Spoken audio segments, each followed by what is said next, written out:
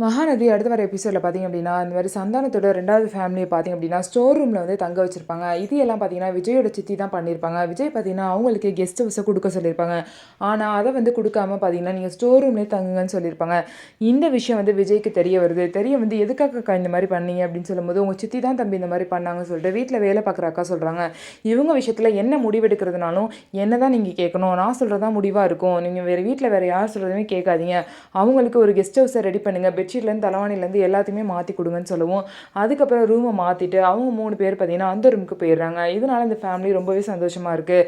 இன்னொரு சைடு பார்த்திங்க அப்படின்னா இந்த மாதிரி வந்து கங்காக்காக பார்த்திங்கன்னா சாரதா வந்து சமைச்சு கொடுத்துட்ருக்காங்க. அப்போ வந்து ஏதோ முட்டை தோசை ஊற்றிட்டு இருக்காங்க. உடனே பார்த்திங்க அப்படின்னா அந்த சந்தானத்தோட 2வது ஃபேமிலி 2வது ஒய்ஃப் பார்த்திங்கன்னா வந்து இந்த மாதிரி அந்த முட்டை தோசையில் அப்படியே புளிக்குழம்பை ஊற்றி கொடுங்க, நல்லா புளிப்பாக சூப்பராக நல்லாயிருக்கும். நான் வந்து வெறும் முட்டை தோசையாக தான் சாப்பிட்டுட்டு இருந்தேன், ஆனால் அவர் தான் வந்து எனக்கு இதை பழகி விட்டார். அவர் நான் தோசை சுட்டு அப்படியே அங்கேயே உட்காந்து சாப்பிட்டு முடிச்சுட்டு தான் போவார். அந்த அளவுக்கு நான் சமைக்கிறது பிடிக்கும் அப்படின்னு சொல்லிட்டு பார்த்தீங்கன்னா அவங்க வந்து சந்தானத்தை பற்றி பேசிகிட்டு இருப்பாங்க. இது எதுவுமே பார்த்தீங்க அப்படின்னா சாரதாக்கு பிடிக்காது.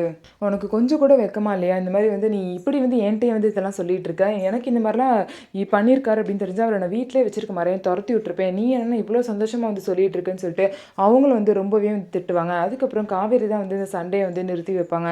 ஸோ இதுக்கப்புறம் என்ன நடக்க போகுது, அவங்களுக்கு எப்படி சொத்தை பிரித்து கொடுத்து இந்த வீட்டில் வந்து அனுப்ப போகிறாங்கன்னு சொல்லிட்டு வெயிட் பண்ணி பார்க்கலாம்.